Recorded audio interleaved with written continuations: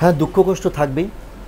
এখন দুঃখ যেটা অভিনয় করতে গিয়ে যে একটা চরিত্র পরিস্ফুটনের জন্য আমাকে যে সময়টা দেওয়া হচ্ছে সেটা একেবারেই নগণ্য, একেবারেই নগণ্য।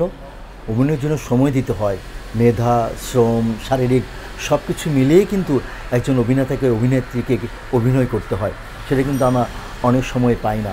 অনেক সময় দেখা যায় সেটে গিয়ে স্ক্রিপ্টও লেখা হচ্ছে না, সেখানে আমাদেরকে বলে দিচ্ছে এই সিকোয়েন্সটাকে ইম্প্রোভাইজ করতে হবে, যেটার সাথে অনেকে হয়তো অভ্যস্ত, আমি একেবারে অভ্যস্ত না।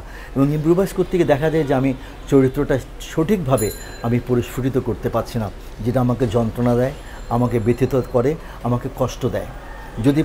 যদি সুন্দর একটি স্ক্রিপ্ট থাকে তাহলে কিন্তু অভিনয় করতে আমাদের খুব সুবিধা হয়, কারণ আমি একটা গাইডলাইন মেনে আমার চরিত্রটাকে আমি কিভাবে প্রবাহিত করব সেটা আমার জানা থাকে এবং আমি সেভাবে অভিনয় করতে পারি।